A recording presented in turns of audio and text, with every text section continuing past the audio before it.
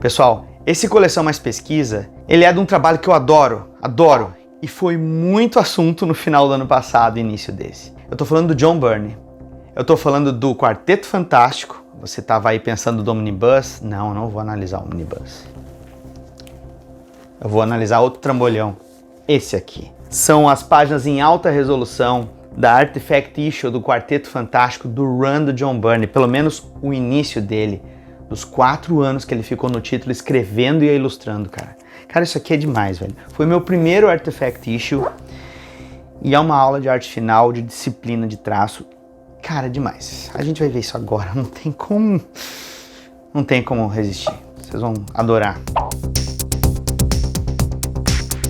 Bem-vindo aqui no meu canal youtube.com/DanielHDRArts, que tem inclusive o apoio do colabora.ai/DanielHDR, a ferramenta de financiamento coletivo 100% brasileira e apoiadora oficial aqui do canal. Se você está gostando dos vídeos, não deixa de explorar todas as playlists aqui, tem muito speed draw, tem muito causos da história das histórias em quadrinhos, tem reviews agora que estão aparecendo, as tradicionais lives que eu sempre procuro atender a pedidos de desenhos, fazer commissions ao vivo e tudo mais, além do nosso grupo do Discord, que tem o nosso grupo de leitura. Muitas das obras que eu acabo comentando aqui ou cito nas lives vão acabar sendo objeto de estudo.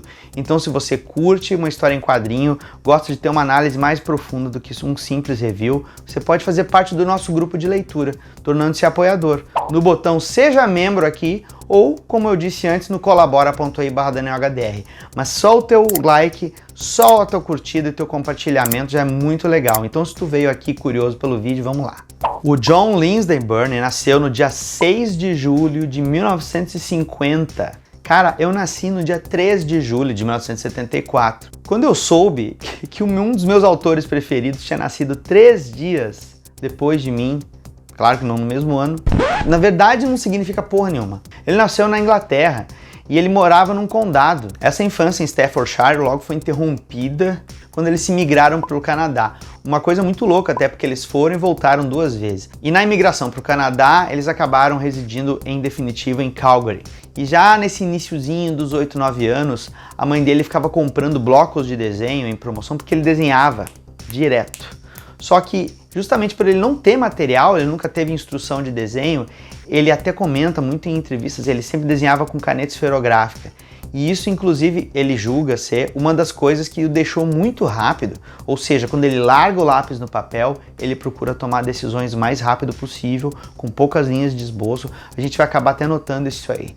Mas isso tornou ele realmente uma criança que desenhava o tempo todo. Na adolescência dele, ainda no high school, ele leu o Quarteto Fantástico número 5 e ele pirou. Aí ele botou na cabeça, cara, eu adoro desenhar, quero criar os personagens e tudo mais. E em 1970 ele acaba indo estudar no Albert College of Art Institute de Calgary. E um dos trabalhos de graduação foi uma HQ. E o pessoal da faculdade gostou tanto que acabou publicando esse material, essa pequena história. Isso acabou parando nas mãos de um dos caras lá graúdos da faculdade e ele botou pilha. Rapaz, por que você não trabalha com isso, né?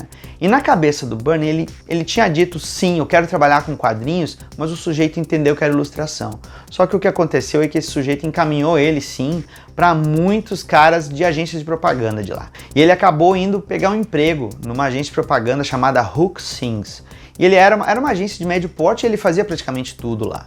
E lá dentro dessa agência, ele conheceu o John Mansfield. Esse cara aí nem era necessariamente um artista, mas ele tinha amigos lá dentro da agência, o cara adorava quadrinhos, só que ele era militar e ele viajava muito pelo mundo.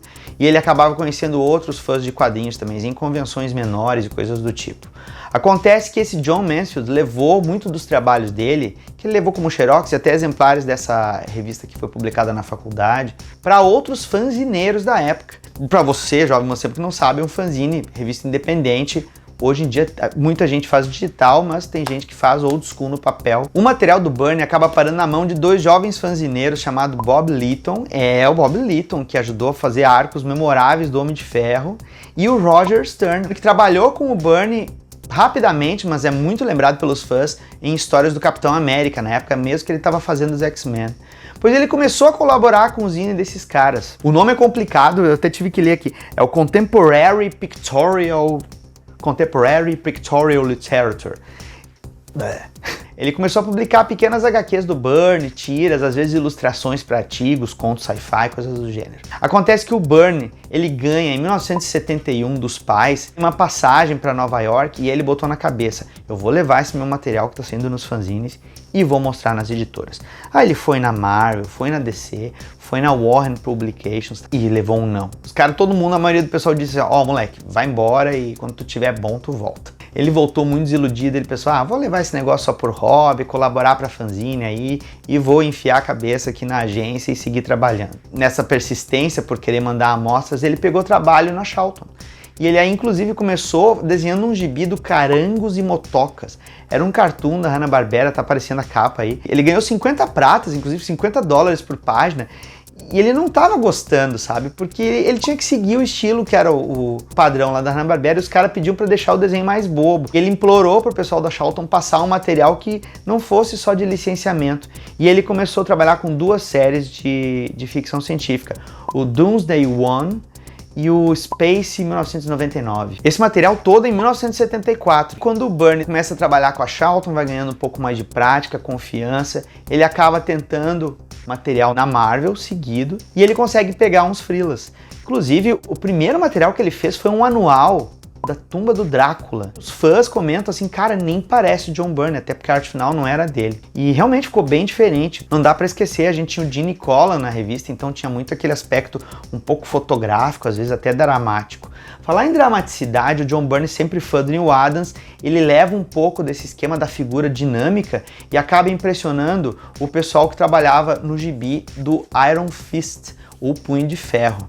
E aí ele acaba entrando no título do Punho de Ferro por indicação do roteirista do título do Punho de Ferro. Quem é ele?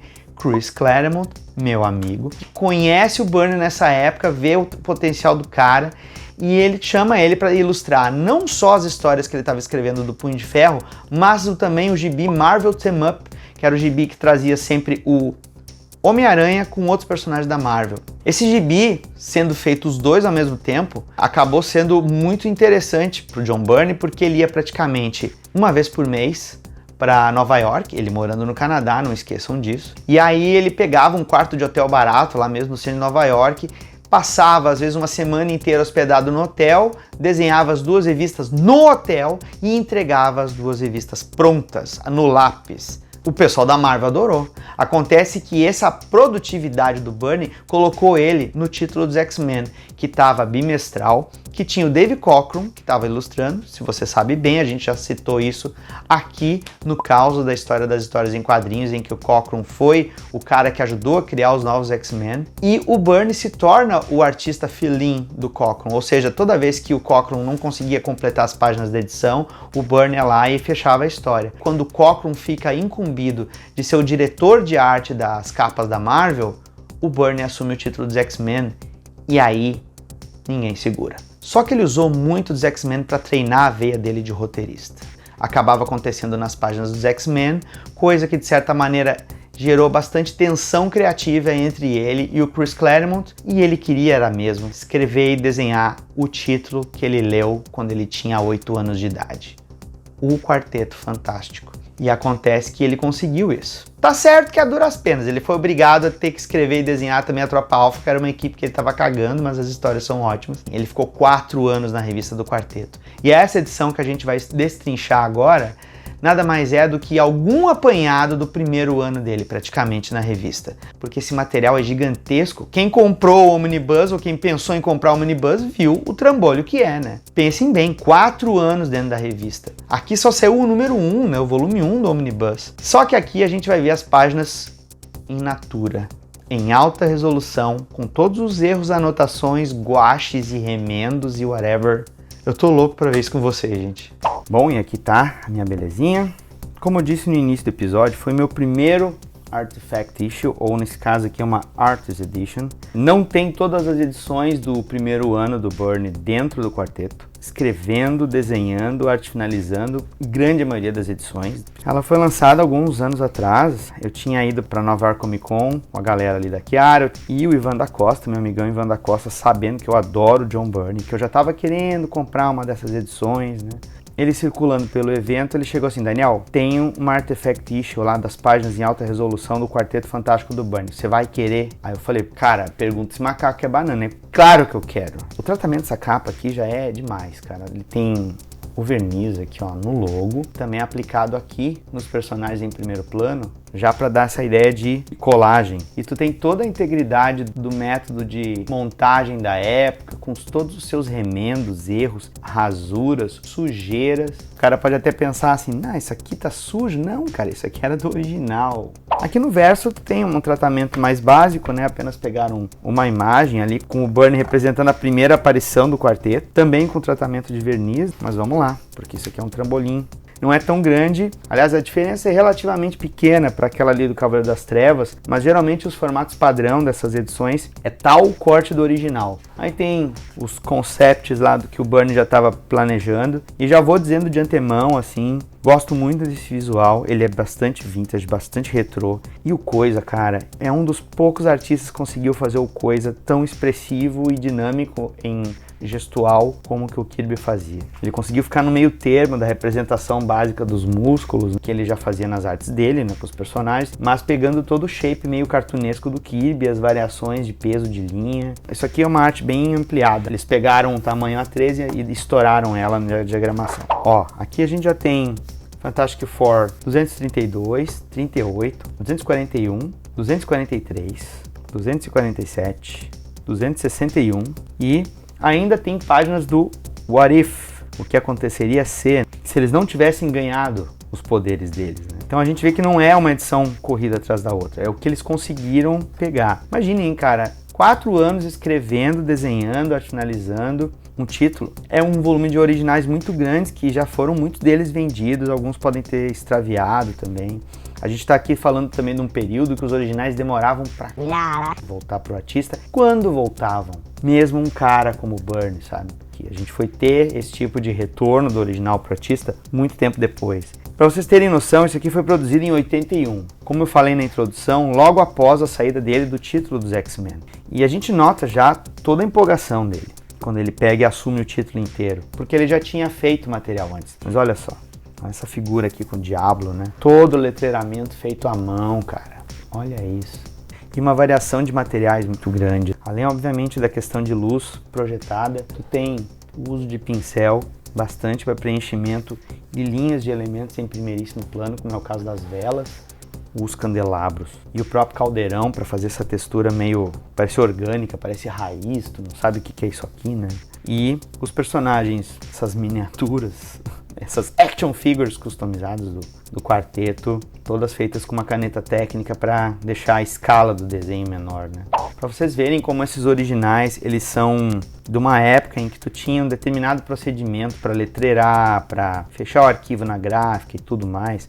A gente tem os letreiramentos. Dá só uma olhada nas linhas que os caras faziam na munheca. Nessa edição em especial, foi aplicado em cima do original ou em cima de um papel à parte, que depois era completado. O próprio Bernie escolheu o letrista por uma questão de afinidade e principalmente pelo talento que o Jim Novak, que é o cara que fez as letras aqui, tinha para completar possíveis áreas que haveriam aplicações do balão. Para vocês verem como tinha cuidado nisso, essa área aqui, ó, a gente percebe que tem um aplique, que é provavelmente um pedaço de papel que foi aplicado para se fazer o desenho. Mas são poucos os momentos, porque no grande geral das anotações, tu tem a própria letra do Bernie por baixo e tu tem as linhas. Olha ali, ó, a palavra Invisible Girl é a letra do Bernie que ele mesmo fez a anotação. Sendo ele um roteirista e desenhista, é comum haver essa preocupação de fazer a construção de roteiro e desenho quase que correr simultaneamente. Tem o método Marvel, que tu pode até bolar os diálogos depois, mas por ele estar com a história constituída, já fica bem orgânico. Ele constrói já pensando no que os personagens vão falar, que era o que o Kirby fazia também, né? Olha aqui, a aplicação de retícula branca. Eu me lembro que quando eu vi isso aqui, eu era moleque e ficava me perguntando, puxa, como é que eles fazem isso aqui, cara? É tão difícil. E é um esmero que, por exemplo, nessa terra projetada para fora da criatura, olha o esmero que tem aqui, ó. Provavelmente isso aqui é feito com tecido. Cara, ficou muito legal também. Porque isso aqui até na escala de publicação, que é um pouco menor, surpreende bastante, sabe? Aqui, ó. Uma das páginas que a gente já tem também aparecendo antes o Coisa, aparecendo o Tocha Humana. Aqui a gente vê o Bernie sendo muito referencial àquela tecnologia bem sci-fi do Kirby, com formas geométricas, cilíndricas, chapas metálicas cortadas, parecendo circuito impresso, parecendo outros formatos também. E um uso de retícula, tem bastante retícula aqui. Nessas duas páginas aqui em questão, que a gente já tem a equipe toda reunida lutando contra alguns dos elementos, a gente nota que tem bastante uso também de retícula e olha a disciplina dessa arte final, cara.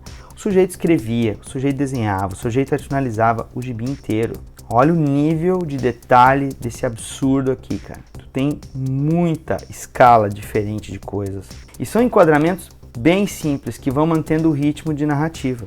É tudo muito bem mostrado. A gente nota, inclusive, aqui nessa história, isso foi uma intenção do próprio Bernie, como a personagem, a Mulher Invisível, que antes era chamada somente de Invisible Girl, como ela é poderosa, ela praticamente ajuda toda a equipe. Na edição 238, que em edições anteriores, essa personagem aqui, ela acabou virando uma arauta do Galactus. Por isso que tá essa surpresa aqui, essa revelação. Tu nota também esse tipo de constituição, do traço pesado, que já estava mostrando como o Bernie estava tentando modernizar toda essa referência estética do Kirby, né? Novamente, letreiramentos feitos à mão, todos técnicos, bem milimetrados. Olha que maneiro. Os balões também feitos todos à mão.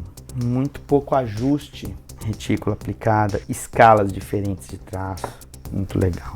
Muito louco aqui também, ó, quando a gente tem a Frank virando, né, a versão dela flamejante como a arauta do Galactus, a gente vê muito sobre o tipo de material que o Bernie estava usando aqui para a arte final. A gente tem um peso, uma caneta, provavelmente caneta técnica, que tu nota que ao final do tracejado, ela provavelmente foi puxada inclinada para ter essa linha meio intermitente aqui, ó. E o próprio uso do bico de pena bem pesado, ó, para fazer o estilo de representação clássica que o Johnny Storm tinha nesse período da Era de Bronze, Era de Prata mesmo, de representação do corpo dele em chamas, que tinha esse processo de achurado. A gente também tem que lembrar que não tínhamos degradê nessa época. E havia todo esse processo de aplicar as achuras, aplicar uma retícula, aplicar algum outro tratamento para dar a entender que aquela cor, que era a cor plana, a cor encaixada, ela ia passar por um processo de sublimação da cor, né? Ia ter uma tonalidade por baixo e ia sugerir um tom escuro, ou então ia ter as achuras por cima, né? Também ia sugerir esse tom escuro. Várias anotações para limpar o original. As linhas de perspectiva para fazer o prédio, originais. Olha as linhas de lápis, as chamas, o escorço do braço ali esboçado, ó. Tu nota que tem muito lápis certeiro do Bernie, né? Então isso aqui mostra também que deve ter tido coisas até que foram definidas com o próprio nanquim. Olha que maneiro isso aqui, esse quadro aqui. Tu vê que é uma caneta, provavelmente, se não for esferográfica, deve ter sido algum bico de pena com nanquim branco. A linha é muito constante para ter sido um pincel com guache branco, para fazer as teias de aranha sobre a arte final convencional ali do cenário. Aqui também, olha as pinceladas, cara. Isso aqui nem chega a ser pincel, eu suspeitaria que isso aqui é uma caneta brush, talvez, com a ponta flexível, ó, puxadas para sentidos diversos, e a mão dela aqui como se ela já estivesse pegando fogo. Loucura. Olha a, entre aspas, simplicidade dessa cena, cara. Tu só tem um trabalho de luz e sombra, composição com elementos típicos das histórias do quarteto, e aí tu tem um ponto de fuga estabelecido. Olha que demais, cara. Todos esses detalhes, o próprio mapa, cara. O mapa todo aqui, sabe? Olha o traçado do mapa. A caneta sendo puxada exatamente do limite da linha. Olha que legal, cara. Olha a marcação de sombra pesada, né? Muito pesada. Até porque a gente tem uma fonte de luz extremamente valorizada aqui. Tudo desenho e arte final, e veja só o roteiro também dele, né, cara? Aqui uma piadinha com Indiana Jones, né? Aqui embaixo, olha que legal, a parte da vegetação, em cima das áreas negativas, existem as pinceladas com guache. E se você conhecer a história do quarteto, principalmente do glorioso run do Stan Lee com o Jack Kirby dentro do quarteto, personagens como o Pantera Negra, entre tantos outros, foram introduzidos no universo Marvel através do título do quarteto. E ele tá meio que fazendo essa referência. Aqui a gente já tem a aventura 241, olha quantos números à frente, ele já coloca também a aparição do T'Challa. E é muito elegante o modo como ele resolve a tonalidade diferente da roupa dele. Tu vê que tu até tem o recurso da segunda luz, ó, por causa do monitor, mas existe a predominância do cinza da retícula. E retícula old school, cara, aplicada com recorte e colagem, cara. Muito louco. Olha ali o espaçamento das fontes. Muito anotado à mão também. Aqui certamente o Byrne usou uma referência fotográfica. A gente tem essa figura de camaleão, ela tá muito natural, mesmo sendo 2D, ó. E olha que bonito, cara, essas pinceladas pra fazer as árvores. E a queda d'água, demais. Velho, olha essa página, cara. Olha os planos, velho. Tu pode até achar assim, nossa, tá tudo amontoado. Parte disso também é porque ele usava muito pra linha fina. Eu acho que ele usava a mesma caneta pra não perder tempo. Mas essa separação de área escura para área clara para conduzir o olhar, assim, funciona muito, meu. E olha esse quadro, velho. Olha só isso, cara. Olha essa perspectiva, que absurdo, cara. Tudo, dá pra entender tudo. Olha isso, cara. Olha a brincadeira, ó. Olha o número 4, cara. Olha o 4, o uso de caneta. Tem um ponto de fuga aqui em cima, um outro ponto de fuga aqui embaixo, bem na altura do chão.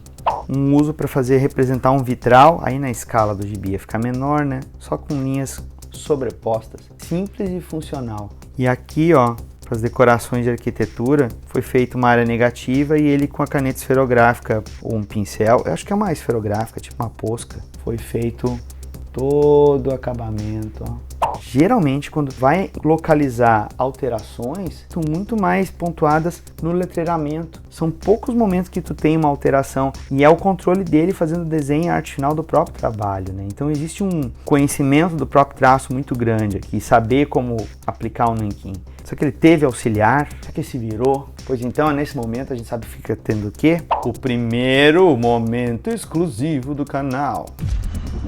Selo Gato Ninja de conteúdo exclusivo. Cara, olha essa cena, velho. Trabalho de contraste do metal, a cara de perdida da Sui. A galerinha que é só um monte de bolinha, mas já funciona esteticamente. Olha essa página do edifício Baxter detonado, cara. Olha a informação, o grau de informação e como tu tem um pouco de visão ainda em profundidade, que tu tem aqui, ó, uma área de lançamento do foguete, as placas, a entrada para o andar de baixo e todos os prédios em volta.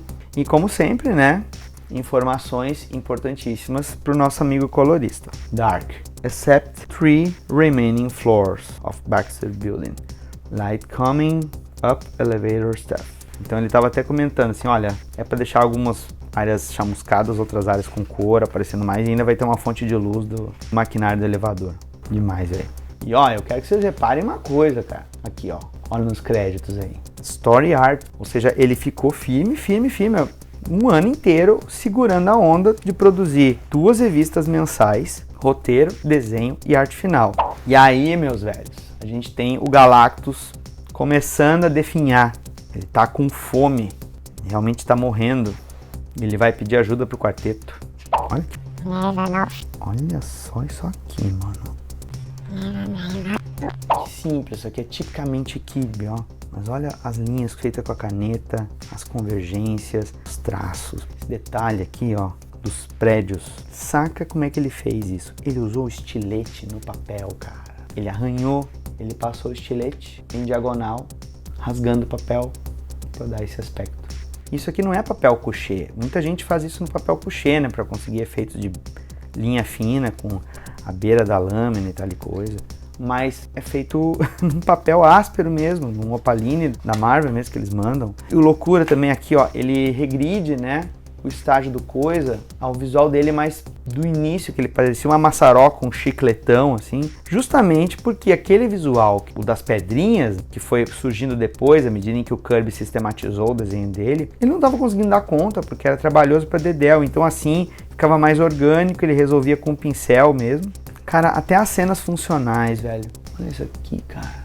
Olha os cabos do metrô. Olha a perspectiva única do pontinho de fuga.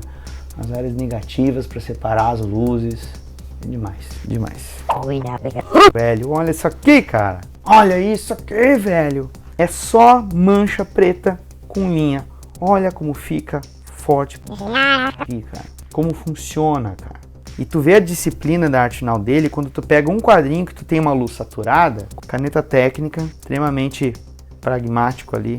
O que funciona, funciona. O que não funciona, não precisa fazer, papapá. E aí quando tu entra com a sombra, tu tem todo o brilho, a textura, o que for preciso. Cenas tipicamente Jack Kirby, dedos quadrados, referencial geométrico, tudo ali. Tudo na vibe. Ele tinha plena consciência de que ele só tava com os brinquedos dos outros na mão. Então, ele se divertiu.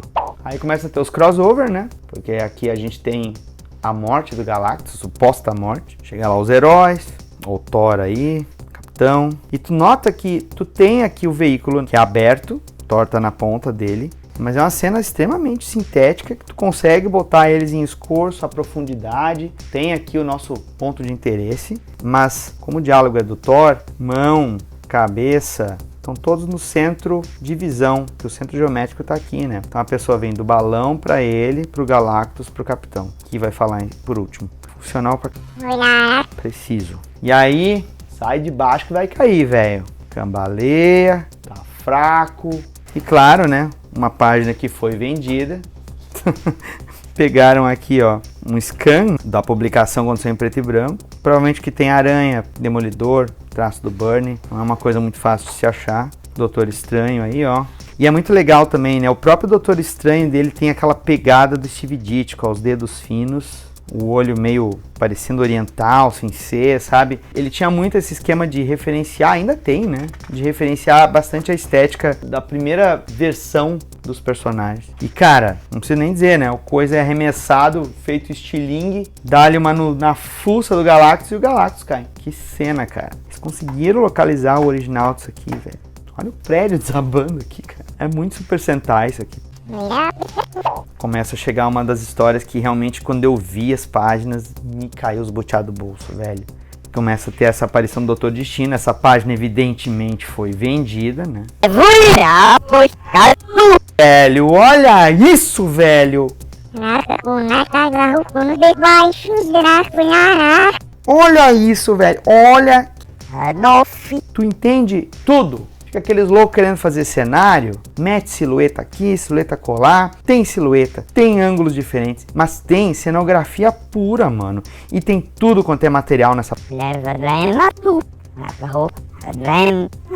Eu tenho que me recompor e chamar o segundo momento exclusivo. Selo Pod Raio Beta de conteúdo exclusivo. Já recomposto um pouco, né? Vamos lá, né? Claro, não podemos esquecer Byrne com as suas crianças anãs. Isso aqui não é uma criança nem aqui na né? Sério. Esses planos gerais, cara, das paradas rolando na Lativéria. E todo esse cuidado de arquitetura, de indumentária, de planos de profundidade. Cara, é incrível, velho. E isso aqui ele ainda tá recontando coisas que aconteceram na edição 200, quando ele não tava ainda assumindo os roteiros.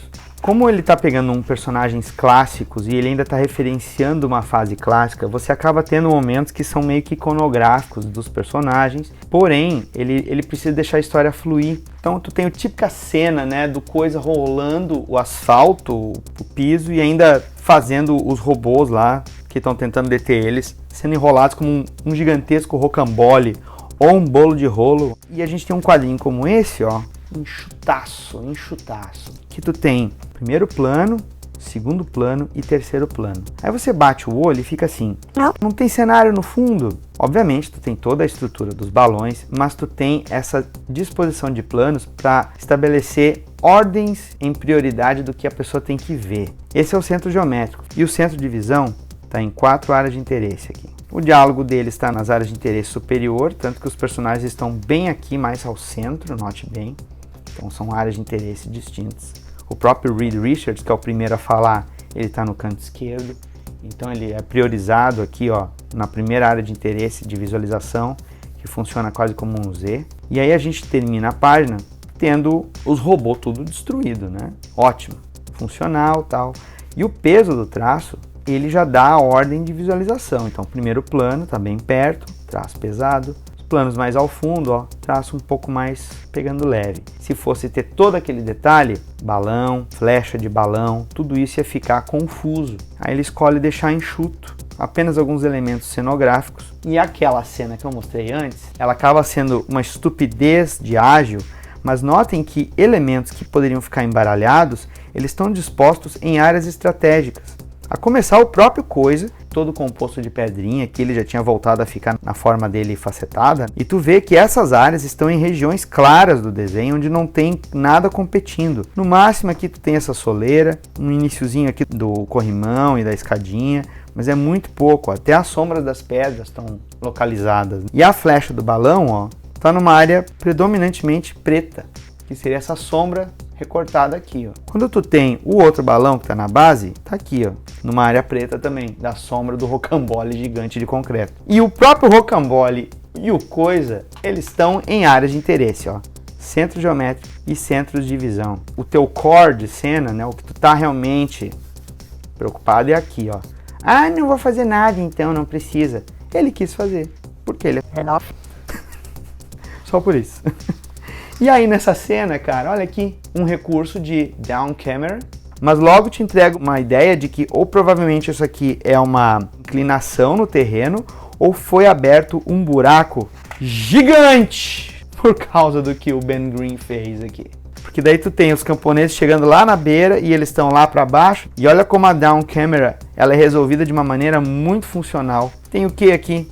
Um ponto de fuga, tudo convergindo para cá, um ponto de fuga lá para direita, que as coisas estão convergindo levemente, e um outro ponto de fuga para a esquerda que vem para cá. Mas é quase que desnecessário os elementos que ficam aqui no canto, a resolução das linhas, é tudo muito paralelo. Tu tem aqui área negativa, isso aqui provavelmente já é descuido, né? Ou deterioração da própria tinta branca. Eu diria que é uma deterioração, cara, porque tem a marcação branca lá, ó, olha só, tá ali, ó. Sendo a página 15, metade da edição, eu suspeitaria que pode ter sido até deixado passar. Mesmo assim, cara, demais, velho. Olha os rostos, as linhas de expressão. Cuidado para ter fisionomias diferentes e tipos físicos representados pela idade, né, bem diferentes. Também aqui, ó, que bacana, traço aberto do Johnny Storm, ele começando a pegar fogo. E nessa cena aqui, ó, na página 30 da edição 241, naquele tempo a gente tinha 30 páginas no gibi, cara. Tu tem uma escala alternada, conforme a ordem de fala, então muito perspicaz isso. E aí tu tem uma saturação do traço à medida em que as coisas vão ficando longe, até haver a penumbra. Quando a gente tem o Doutor Destino lá envolto na sombra, os arcos de uma edificação, mas nota como vai distanciando e vai ganhando sombra, o peso vai ficando no traço, até chegar silhueta pura praticamente. Básico, um ponto de fuga aqui, dá para se dizer que tem um ponto de fuga para cá, à esquerda da cena, para ter esses ângulos assim, mas ambos posicionados próximos ao nível do chão. O terceiro ponto de fuga, que poderia fazer umas leves inclinações aqui nas colunas, ele optou por deixar rápida a resolução, somente em linhas paralelas. Fica funcional pra caramba. Aqui uma história que teve um crossover com a Tropa Alpha. Essa edição aqui, o Namor sai junto com a Marina, que é uma integrante da Tropa Alpha, que até acaba tendo um romance com ele depois, né? Eu acho que já tava até tendo um tererê. E aqui, mano, olha aí, ó, o Namor desenhado tipicamente como Bill Everett, fazendo a Sui pular cerca, hein, cara. E ele ainda sai com a Marina. Ó, e aqui tu tem, né, o crossover especificado pela edição. E ele acabou tendo que apelar isso aqui porque estava muito tenso, né? O modo como ele estava trabalhando as duas revistas ao mesmo tempo, e as histórias já estavam ficando confusas na cabeça dele. Ah, eu vou acabar fazendo uma edição que é como se eu estivesse desenhando um gibizão. Ah, sim, aqui a gente já tem algumas alterações, pode-se ver na dimensão do balão, provavelmente porque o balão foi feito pelo próprio Byrne, talvez, e aí andou tendo algum ajuste de diálogo, alguma coisa, que andou tendo que se refazer a dimensão dos balões, ó. Temos o Silver Surfer do Byrne, com um visual bem alienígena, é uma das representações do surfista que eu curto bastante, assim, porque ele realmente dá um visual bem alien. Olha a Wanda aí, ó. Você aí que tava procurando o Mephisto no WandaVision, não tem Mephisto, não tem.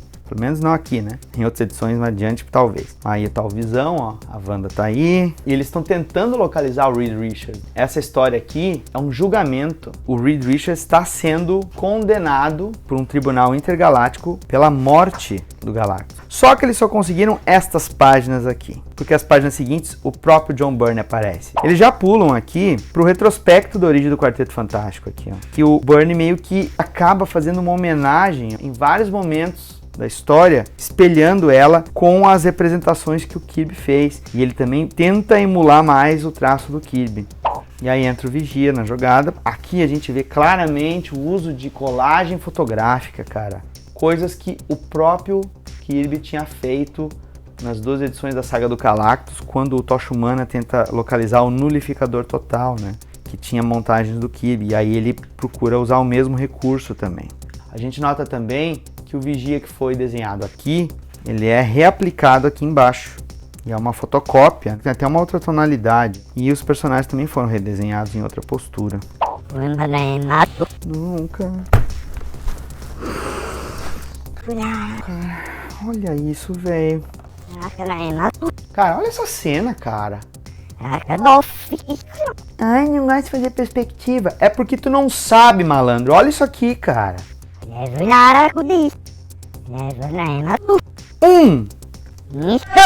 Ponto de fuga.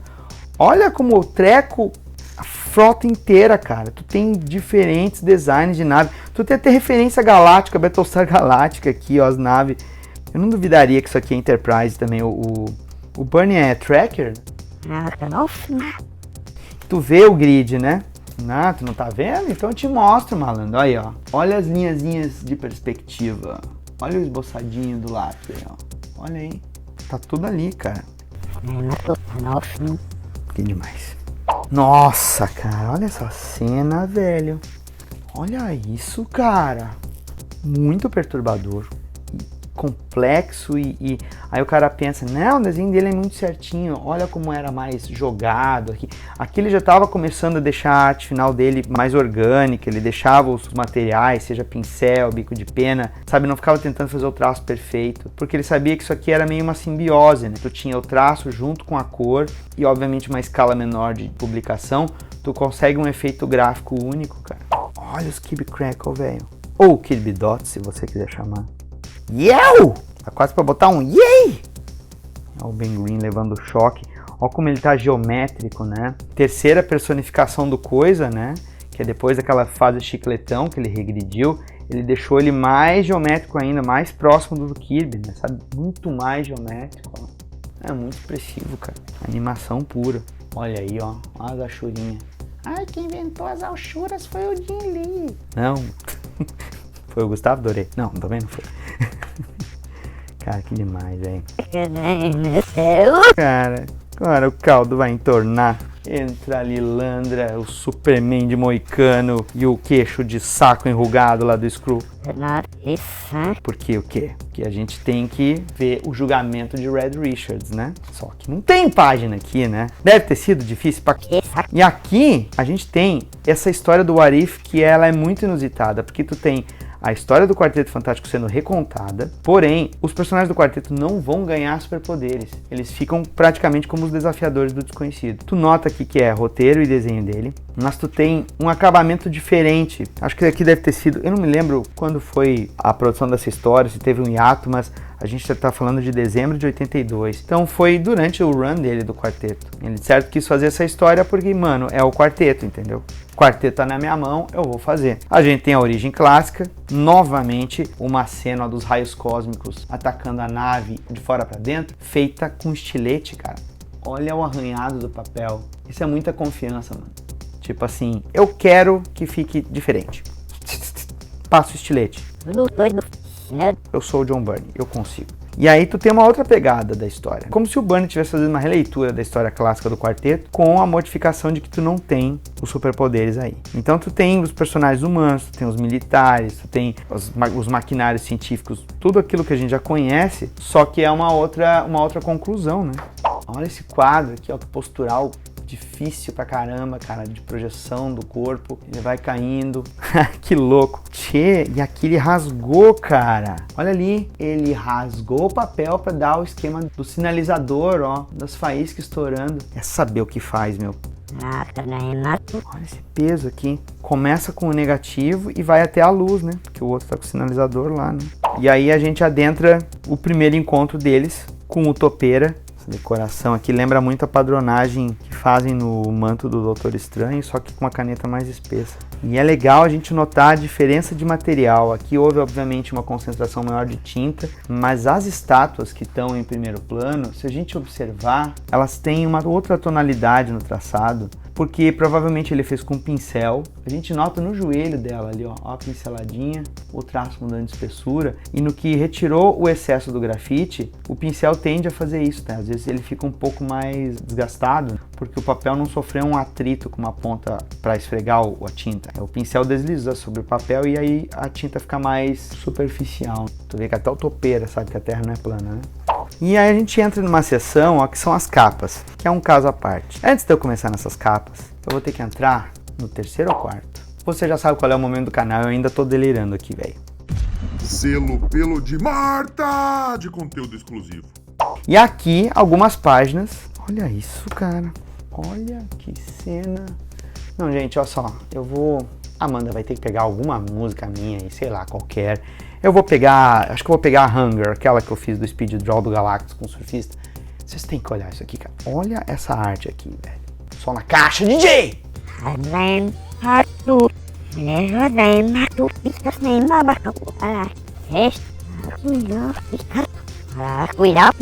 Olha que demais, cara. Olha a solidez das linhas disso aqui, cara. Olha a composição desse negócio, cara. Olha só a blocagem e a sombra, quando vai ficando espessa, aí tu passa a ter linha negativa, que chega no limite das pedras que ele já desenhou. E a tecnologia kirbyniana básica, clássica, isso aqui remetendo tipicamente aos Kirby Devices que ele fazia. Meu. Pois então, espero que você tenha gostado. Se você é fã do Quarteto Fantástico, como eu, curto pra caramba essa equipe. Foi uma das primeiras equipes de super-heróis que eu, lendo os gibizinhos mensais lá, já depois de ter descoberto os títulos teens, e eu tive a sorte de pegar ali essa transição, que sai do Buscema e vai pro Byrne. Quando eu vi pela primeira vez a saga de Galactus, eu pulava, porque eu achava esquisito. Só que eu era um cabaço, eu era muito moleque. Mas quando eu fui parar para ler as histórias, que eu peguei essas histórias do Wolfman e depois eu caí aqui nessas histórias do Byrne, eu já estava fisgado, né, pela arte dele. E também eu já estava com a cabeça mais receptiva para histórias de ficção, que elas eram extremamente sofisticadas, mas elas trabalhavam uma premissa relativamente simples até. Cara, eu fiquei muito feliz de mostrar isso pra vocês, porque a gente sabe, essa saga do Byrne aqui, esse longo período dele no quarteto se tornou assunto aí no momento que saiu o Omnibus, vai sair o volume 2 também. Quem me conhece sabe que eu gosto muito do trabalho dele, eu gosto muito do modo como ele é respeitoso com os clássicos e ele acrescentou coisas novas. E eu, na minha vil pretensão de tentar fazer alguma coisa diferente, eu procuro sempre manter esse equilíbrio que ele tinha muito, assim, de botar o clássico e o contemporâneo, pelo menos o contemporâneo do tempo dele, assim, em voga.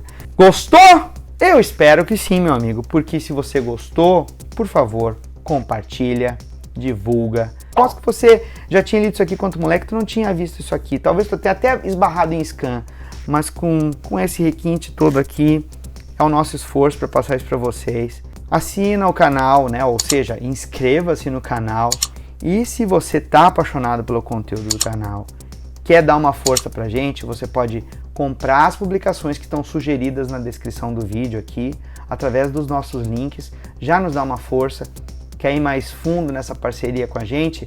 Torne-se membro, porque esses conteúdos extras que eu falei aqui, eles estão lá. E não tem só o deles. Tem de todos os outros vídeos. Tem muito conteúdo extra, tanto aqui nos vídeos do YouTube, quanto no nosso grupo do Discord. Então, você está convidado também para fazer parte dessa comunidade que estamos criando, tá? Mas o teu view, o teu like, o teu compartilhamento já é demais, é fantástico. Desculpa o trocadilho, obrigado e até o próximo Coleção Mais Pesquisa. O cara se preocupou até com a torre que desabou do relógio da Tativéria. isso. Beleza, não, cuidado. Olha isso, que demais, cara.